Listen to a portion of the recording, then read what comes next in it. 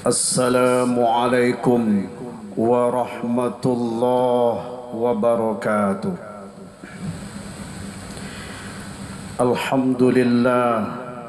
Alhamdulillahilladzi anzala as-sakinata fi qulubil mu'minin liyazdadu imanan ma'a imanihim. Ashhadu an la ilaha illallah wahdahu la sharika lah wa ashhadu anna Muhammadan abduhu wa rasuluh. Allahumma salli ala Muhammad wa ala ali Muhammad. Jamaah Zuhur Masjid Raya Sumatera Barat rahimakumullah. Senantiasa kita bersyukur kehadirat Allah Azza wa Jalla atas izinnya yang sudah menggerakkan hati kita untuk datang ke rumah Allah ini dalam rangka melaksanakan kewajiban kita sebagai seorang muslim yang taat kepada Allah, yakni menunaikan solat zuhur berjamaah.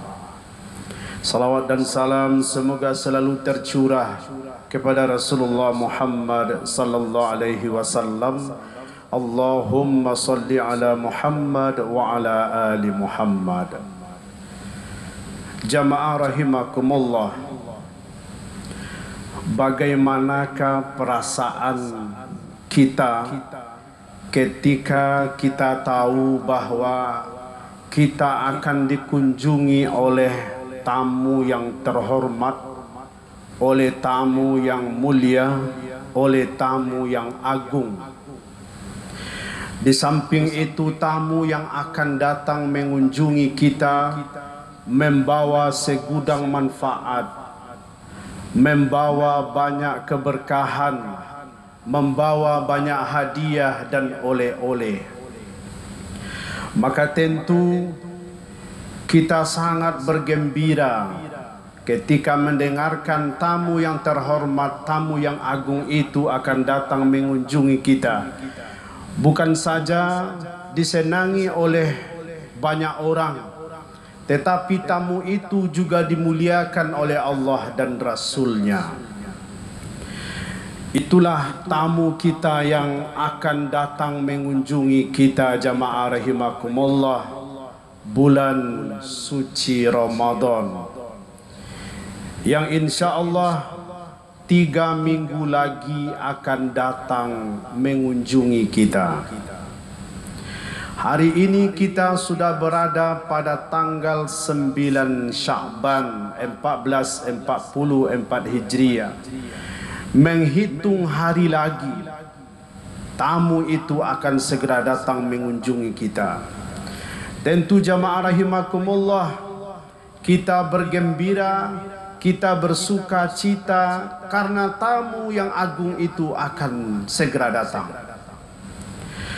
Sebagai orang-orang yang akan kedatangan tamu, tentu mempersiapkan diri sebaik mungkin, mempersiapkan diri sematang mungkin, karena tamu yang agung akan segera tiba. Maka jamaah rahimakumullah, apa persiapan-persiapan yang mesti kita lakukan untuk menyambut tamu yang akan tiba itu, menyambut datangnya bulan suci Ramadan?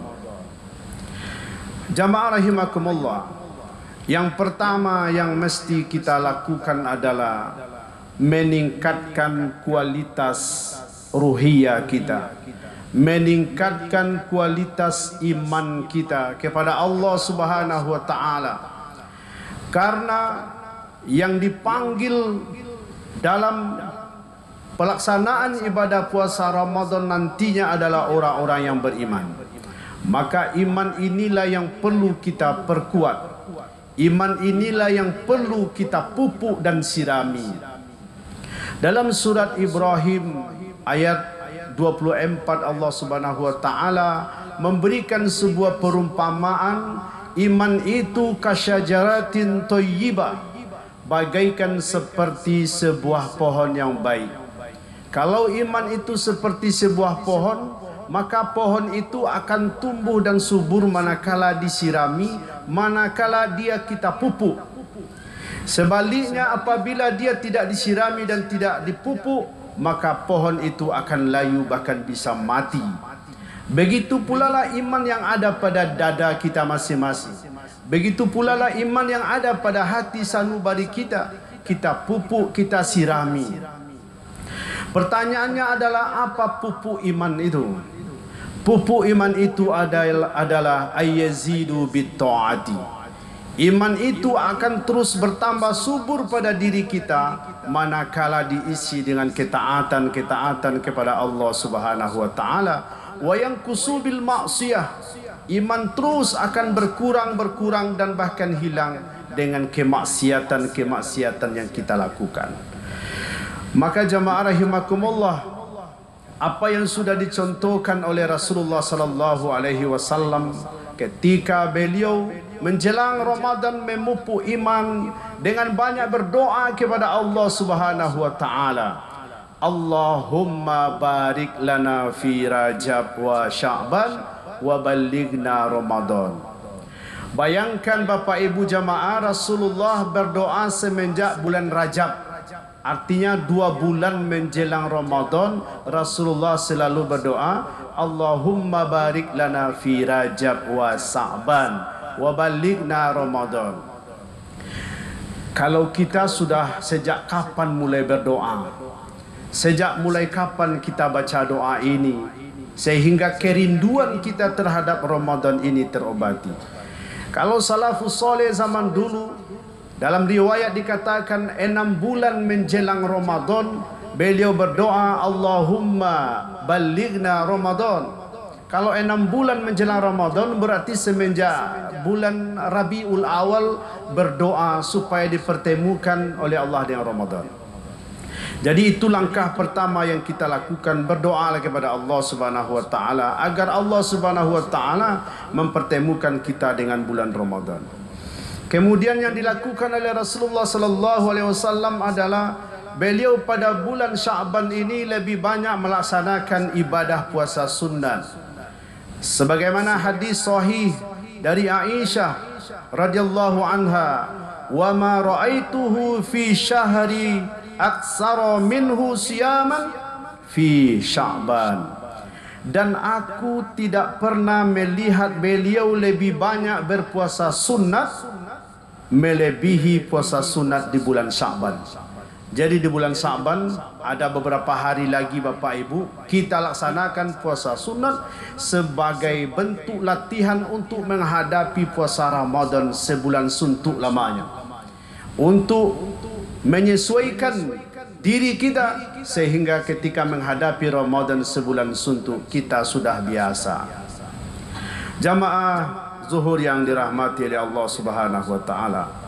Kemudian berikutnya persiapan yang perlu kita lakukan adalah memperdalam ilmu agama, terutama menyangkut tentang kaidah-kaidah, ketentuan-ketentuan pelaksanaan ibadah Ramadan. Agar apa? Agar ibadah puasa Ramadan kita diterima oleh Allah Subhanahu wa taala. Karena manakala kita melaksanakan ibadah apabila tidak sesuai dengan tuntunan Allah dan Rasulnya, maka ibadah itu tertolak. Man amila amalan laisa alaihi amruna fahuwa raddun. Siapa yang melakukan satu amal tidak sesuai dengan apa yang kami perintahkan, maka amal itu tertolak. Maka jamaah rahimakumullah, kita perdalam pemahaman, pengetahuan tentang pelaksanaan ibadah puasa Ramadan. Ada 3 minggu lagi sehingga kita dapat mengetahui apa saja yang membatalkan, apa saja yang merusak pahalanya, apa yang membuat ibadah kita diterima, apa yang membuat ibadah kita ditolak. Itulah gunanya jamaah rahimakumullah kita menghadiri pengajian, kita menghadiri majlis ilmu atau membekali kita dengan referensi dan literasi tentang ibadah puasa Ramadan, atau minimal bertanya kepada orang yang lebih mengetahui dari kita. Karena jamaah rahimakumullah banyak yang bermasalah, banyak yang tidak mengetahui tentang aturan-aturan Ramadan. Di antara contoh kecilnya adalah Kalau bagi pengantin yang akan menikah sebelum Ramadan ini, misalkan 2 hari, 3 hari, mungkin Bapak Ibu masih ada mendapatkan undangan pesta pernikahan minggu besok dan minggu satu lagi. Padahal beberapa hari menjelang Ramadan, dia masih melaksanakan pesta pernikahan. Apakah boleh? Memang boleh, tidak ada larangan. Yang jadi masalah adalah bagi pengantin baru, yakni di siang hari pada bulan Ramadan. Kalau bagi bapak-bapak, ibu-ibu yang sudah pengantin lama 10 tahun yang silam, 20 tahun yang silam, tidak jadi masalah. Yang jadi masalah adalah bagi pengantin baru, adik-adik kita yang 3 hari menjelang Ramadan dia menikah. Seandainya dia melakukan pelanggaran di siang hari, mohon maaf, berhubungan suami istri di siang hari, maka puasanya batal dan dia wajib membayar kafarat. Dan inilah yang mungkin ada yang melakukan di siang hari tapi tidak membayar kafarat. Apa kafaratnya? Kafaratnya adalah memerdekakan seorang budak. Hari ini tidak ada budak, maka puasa 2 bulan berturut-turut. Jangankan puasa 2 bulan berturut-turut, 1 bulan saja berpuasa sudah melanggar, apalagi 2 bulan. Maka ada opsi yang ketiga, yakni memberi makan 60 orang miskin. Mungkin opsi yang ketiga ini bisa dilaksanakan. Beli saja nasi bungkus 60 bungkus, kemudian misalkan seharga 20.000, 1.200.000, bagikanlah nasi bungkus itu kepada fakir miskin, pada orang miskin. Saya kira mungkin banyak yang mampu untuk membeli nasi 60 bungkus ini. Memberi makan orang miskin 60 orang, mampu. Tapi yang tidak mampu itu adalah mengatakan ini nasi apa judulnya. Kalau misalkan ada Jumat berkah, ada nasi Jumat berkah. Kalau mengundang makan akikah, ada nasi akikah. Ada nasi pesta, ada nasi mendoa ini, mendoa itu. Tapi kalau nasi ini bagaimana cara mengatakannya? Kalaupun kita mampu mengatakannya, mungkin orang yang menerima nasi itu keberatan untuk memakannya. Maka jamaah rahimakumullah, pengetahuan-pengetahuan seperti ini perlu kita tularkan, kita sampaikan kepada yang muda-muda yang menikah. Kalau mereka itu menikah di kantor KUA, dinasihati, diberikan penasihatan. Tapi yang nikah-nikah yang tidak di kantor KUA, misalkan mereka nikah siri, tidak ada pemahaman tentang ini. Maka perlu dilakukan pencerahan dan pencerdasan kepada mereka tentang ilmu masalah ibadah Ramadan ini. Maka perlu disiapkan persiapan ilmu, karena beramal itu mesti dengan ilmu.